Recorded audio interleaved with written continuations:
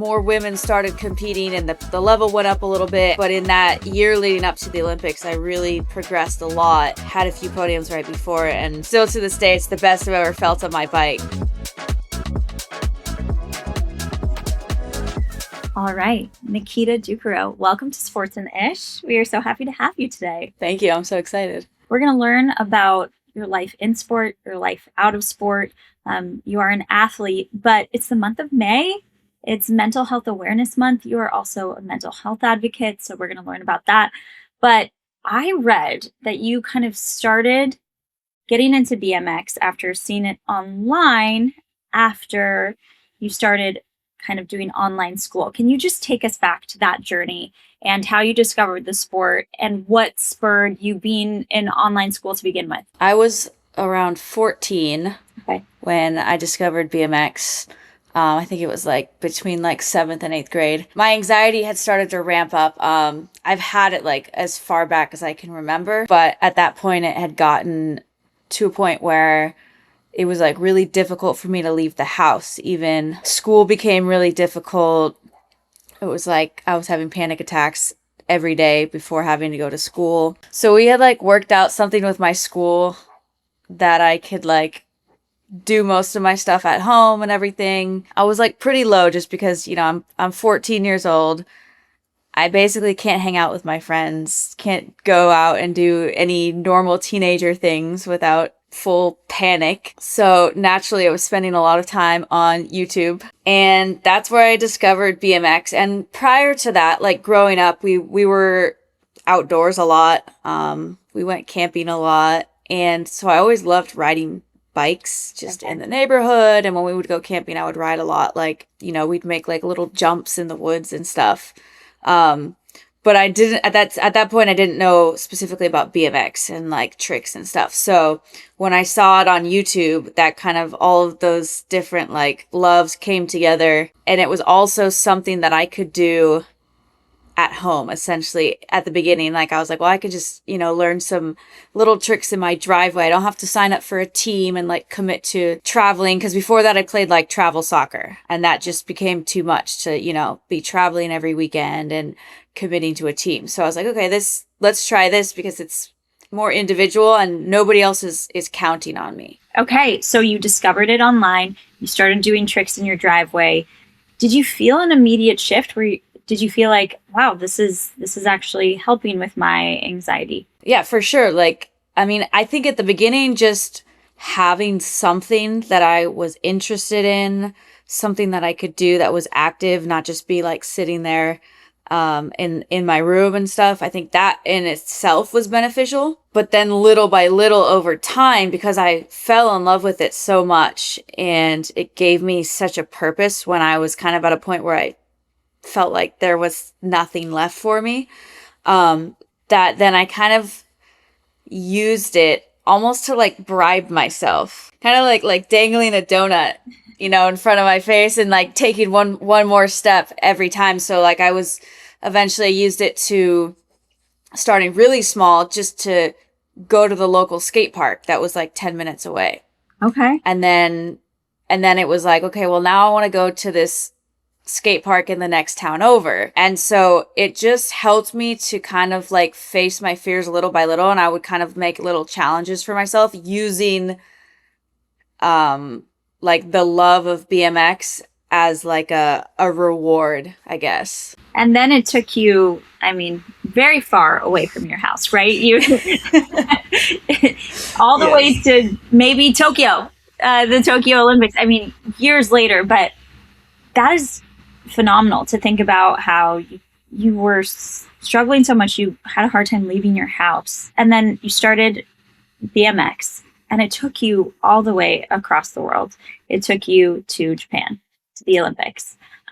So I know that it was introduced to the Olympics in 2020, right? For Tokyo 2020. So you got to be a part of that first wave where BMX was a part of the Olympics for the first time ever. Take me back to that experience. That was incredible. I still feel like it's just this like blur that happened, kind of, you know, and especially there's just so many aspects, like leading up to it, having it be canceled Yeah. Because of the pandemic. And then kind of spending a year in this like, quarantine weird phase and not knowing if it was going to happen. So then finally getting there was just like so exciting and such a relief. And then just the whole experience. Yeah. Like having it be the first time for BMX, like seeing a sport that we love so much be treated as or the real sport that it is. Yeah.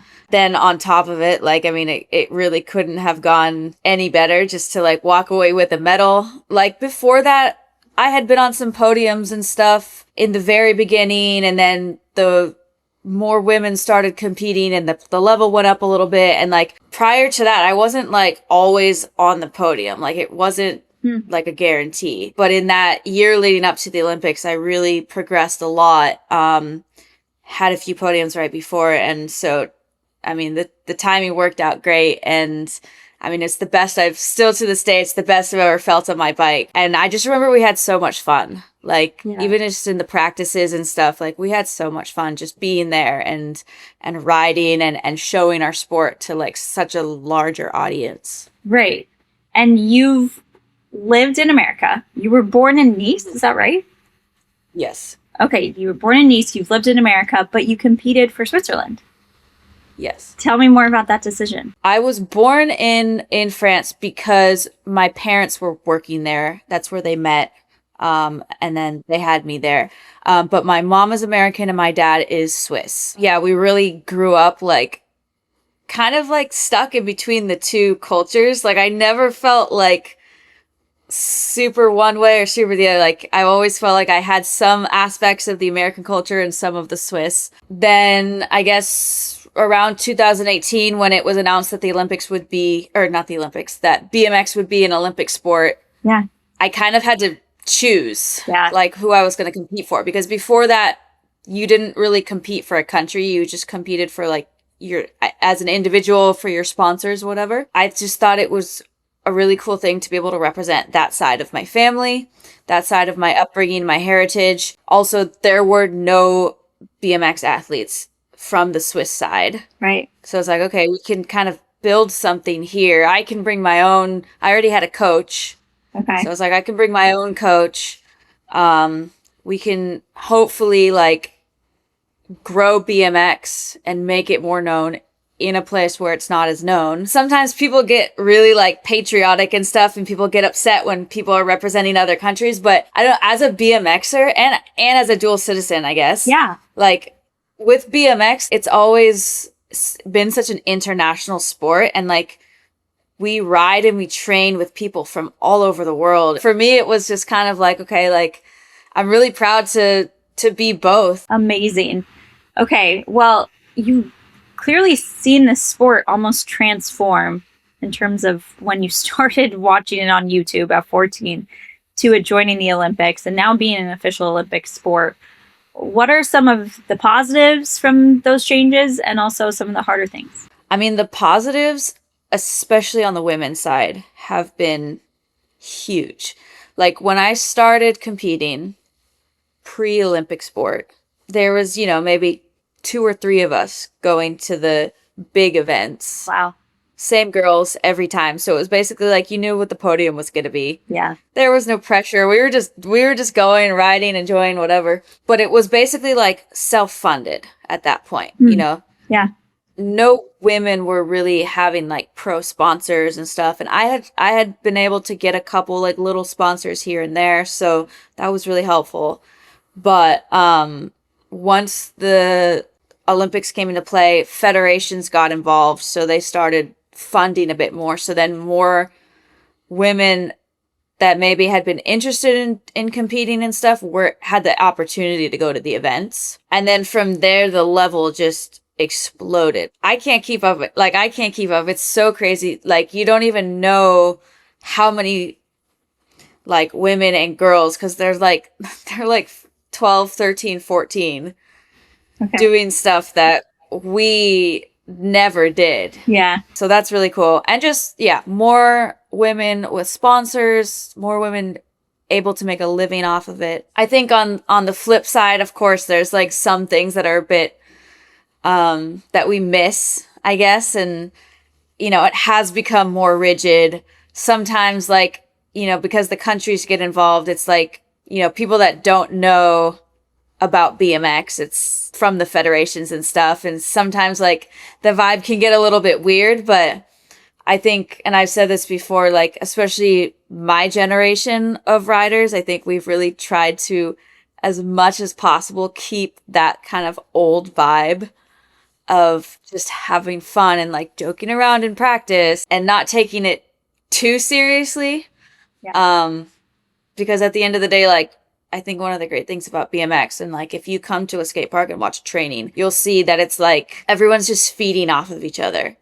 And like somebody lands something that they're really excited about, it gets everybody else pumped, and then everybody else starts trying things, and that's like the true essence of BMX. Well, you really will go down in history books as being part of this movement of BMX and the rise of BMX. That's got to feel really cool. But you're a part of a different movement too, and that's mental health in athletes, mental health awareness. Okay, so it's May. We've talked about this. It's Mental Health Awareness Month. When you are feeling in the thick of anxiety, do you have any tricks or tips you can give someone who might also be feeling that way right now? I think the biggest thing is like having a support system and like setting that up or being aware of that ahead of time. So having people in place that are kind of aware and can help be there for you, I think has been really monumental for me. Like, I guess one trick that I like, that's more of like a really like in the moment thing. Like if you're panicking in the moment for whatever reason, my favorite thing that I kind of pull out is progressive muscle relaxation. Essentially, it's like a combination of deep breathing, but also with like tensing different muscle groups and stuff. Because for me, everyone's always just like, oh, breathe, like take some deep breaths and stuff. And I always felt like that just made me really lightheaded. Okay. And so the combination of that with like squeezing your muscles, and it kind of like, I feel like connects you back to your body a little bit. I love that. Well, you mentioned support system, and I know you're engaged. Is that right? Yeah, technically married. Okay. Like we haven't had the wedding yet, but we did like our civil marriage. Amazing. And talk to me a little bit about your fiance / husband. Oh, he's amazing. And yeah, support, as far as support systems go, like he's been incredible. Just like having, I guess, someone that can push you on days when you can't push yourself, on days when you don't believe in yourself. You know, he can see the bigger picture. He sees it from the outside without all the emotions. And I think it balances me really well because he's a firefighter. So he knows how to be calm in stressful situations. Yeah. And I'm like the overthinker and like the catastrophizer. And so it's like a really good balance. And it's just been incredible. Like he really motivates me and inspires me a lot, like every day. I love that. I saw a post on your social talking about girlhood. We love girlhood. One of my favorite topics. Love it. Let's talk about a potential girlhood slumber party, like old school slumber party. If you could pick anyone famous to join you at a girlhood slumber party, who are you choosing? I think, honestly, right now, Alona. Oh. Alona Mar. I'm just like, she's so cool. She's so cool. She is the coolest. I love her mix of like kind of comedy and being funny, and also the message that she sends. Yeah, she's the best. And she would make the most fun sleepover ever in the history of the world. Oh, for sure. Like she'd have great snacks. She'd tell great jokes. We need to organize this sleepover. I love it. Okay. Tell me, what's making you laugh these days? Honestly, I think I would say my husband. Just, I think that's another thing, like I didn't mention before, is like he's always saying funny things or making me laugh, especially like in moments I don't realize it. Like sometimes when we go to the gym and I'm just like so flat, like I do not want to be there. I'm just going through the motions. And I've recently noticed that he's made it a point to like make me laugh in those moments. And it just like snaps me out of it. yeah, he's just really silly and always doing something. I love that answer. It sounds like he knows you. He knows you so Yeah. well. It's so sweet. Definitely.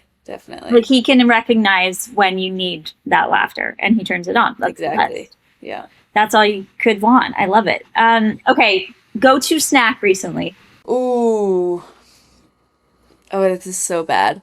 It's like cup of noodles. So good. They're so good. Like, cause I grew up like my mom was like a health nut and like we were not allowed to eat that type of thing. It's really bad because I'm like obsessed now. No, they're good. And guess what? You're an adult now. So you choose what you eat. I can buy as many as I want. It's amazing.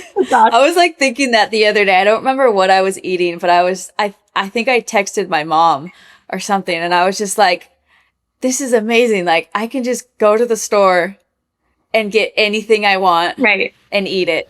Yep. Like, yep. With my own money and you can't say anything about it. Yep. So good. I love it. Oh man. Okay. So talk to me about shows. Are you watching any shows right now? It's not new and it's foreign. I don't remember what language it's in. Oh. But it's called Don't Come Home. Ooh. It's on Netflix and it's like a very mind-bending. I really, really enjoyed that. I really like to watch like detective murder mystery, not like documentaries, but like shows of that nature. The Chestnut Man was also really good, but all of these are like in different languages. That one's French. Well, it just goes back to the fact that you're multicultural. You also watch your shows in different languages too. That's amazing. Because I have to use subtitles anyways, even if it's in English. Yes. Yes. So I was like, you know what? I'm reading the subtitles anyways. I can read them and just have a different sound in the background. It's fine. Exactly. I love that logic. Okay. Let's talk about a woman that you are admiring right now. I'm trying to think of a different answer than Alona. You could say her again. I don't want to sound obsessed. I mean, I am. Okay, I have one actually. From recently, Molly Carlson, the cliff diver. She's a Red Bull athlete as well. And recently she posted some really vulnerable posts that I appreciated about competing and being an athlete and stuff. And I think just in general, when I see female athlete or not female athletes, just any athlete really, posting things like that and being vulnerable about the journey and I guess like anxieties and things that come with being an athlete and competing and maybe being at the end of your career, things like that. I just always have a lot of respect for that. I think, being an athlete is sort of a double-edged sword in the sense that like it does help your mental health, right? There's so much good that can come from sports and athletics and moving your body. But then when you get to the level that you're at, you're competing and you have all these eyes and you're on this world stage. And so that creates, a new set of anxieties and pressures. So I just think you and the other athletes who talk about it are so helpful and inspiring to so many other people. My last question is, outside of BMX, what are you most proud of about yourself? Having the ability to keep trying, I guess. For example, back in the day, like when I had just started to venture out further to other places and leave my room, one of the big things I did was getting on a plane again. Because I had not gotten on a plane since I was like 11.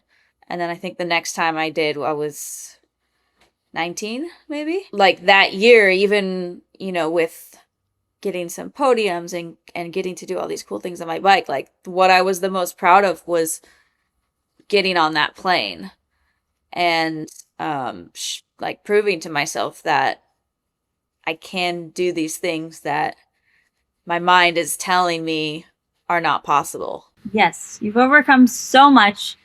Thank you so much. This was so cool. Will we see you in LA 2028? Should I even ask? I hope so. I plan on trying to get to one more Olympics. Yes. I don't want to stop riding after that. I might slow down on the kind of Olympic competitions and all of that. But there's like so much more within BMX besides that too. So I can't imagine that I would stop riding at that point. I love it. Well, we can't wait. Thank you so much. It was so lovely to meet you. Thank and thank you. you Yeah, for all thanks your for work having me. in sport and out of sport. Thank you.